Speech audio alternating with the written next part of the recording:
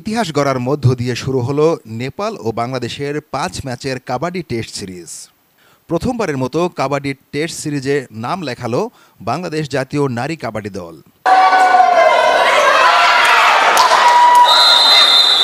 নেপাল নারী দলের জন্যও এটা প্রথম কাবাডি টেস্ট সিরিজ।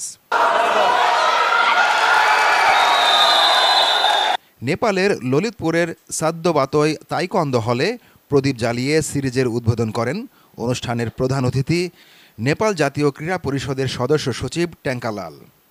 এ সময় উপস্থিত ছিলেন বাংলাদেশ কাবাডি ফেডারেশনের সাধারণ সম্পাদক এস.এম. নেওয়াজ সোহাগ, কাবাডি ফেডারেশনের যুগ্ম সম্পাদক ইসরাইল হাওলাদার, নেপালে বাংলাদেশের দূতাবাসের কাউন্সিলর শোয়েব আবদুল্লাহ, অল নেপাল কাবাডি অ্যাসোসিয়েশনের মহাসচিব অরবিন্দ কুমার। শক্তিতে বাংলাদেশের চেয়ে এগিয়ে নেপাল নারী দল।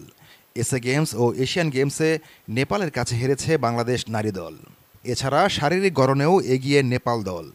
ম্যাচে এই সুবিধা বেশ ভালোভাবে কাজে লাগিয়েছে তারা। শুরু থেকেই পয়েন্ট বাড়িয়ে নিতে থাকে স্বাগতিক দল।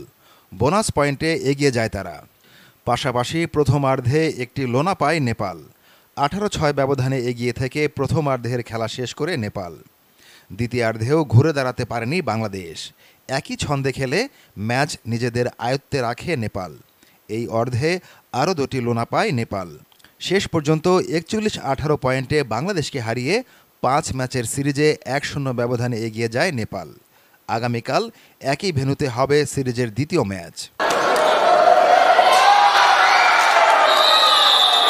বাংলাদেশের এই পরাজয়ের জন্য ভ্রমণ ক্লান্তি ও ইনজুরিকে দায়ী করেছেন বাংলাদেশ দলের কোচ শাহনাজ পারভিন মালেকা।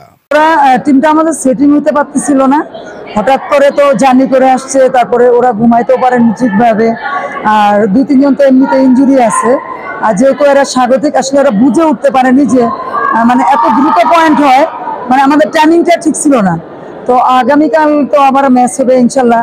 আজকে যা হয়েছে ইনশাল্লাহ ওরা আগামীকাল আরো ভালো খেলবে নেপালের সাথে, এটা আশা করতেছি। আর ওদের যেহেতু মাঠ, ওরা সাহসের সাথে খেলতেছে। আমরা যেমন ঈদে একটা ছুটিতে গেছি, ওরা কিন্তু ওদের কোনো ঈদ ছিল না, ওরা কন্টিনিউ প্র্যাকটিস করে গেছে। ওরা জানে যে আমাদের টেস্ট ম্যাচ হবে। আর আমরা আসলে ঈদের জন্য আমরা ছুটিতে কিছুদিন ছিলাম, যার কারণে ফিটনেসটা আমাদের অনেকটা ঘাটতি হয়ে গেছে। তো ইনশাল্লাহ আশা করতেছি কালকে ওরা আজকের থেকে তুলনায় অনেক ভালো খেলবে। কালকে টেকনিক্যালি আমাদের যে ডিফেন্স, আজকে আমরা ডিফেন্সও ভালো করতে পারিনি, অফেন্সও ভালো করতে পারিনি। তারপরে 2টা মেয়ে, বিশেষ করে বৃষ্টি আর শ্রাবণী ওজন কমায় খেলছে, ওরা খাইতে পারেনি, মানে মানসিকভাবে একটু দুর্বল আছে ওরা, শারীরিকভাবে মানসিকভাবে। তো দেখা যাক ইনশাল্লাহ, আরও তো 4টা ম্যাচ আছে, দোয়া করবেন যেন ওই 4টা ম্যাচ ওরা ভালো খেলবে। ওরা অনেক নতুন নতুন যে 4-5টা লম্বা লম্বা হাইটালা প্লেয়ার আছে, দেখছেন আপনারা, একটু ভুল করলে কিন্তু 3-4টা করে পয়েন্ট চলে যাচ্ছে। তো আমরাও চাচ্ছি এরকম যদি আমাদের টিমেও আরো 2-4টা প্লেয়ার আমরা লম্বা লম্বা এরকম নিতে পারি, তো নেপালের সাথে ইনশাল্লাহ আমরা একটা সময় দাঁড়াইতে পারবো। ওদের টিমটা অনেক ভালো, অনেক মানে হাইটালা প্লেয়ার। এস আলম শিপলু, খেলা প্রতিদিন, নেপাল।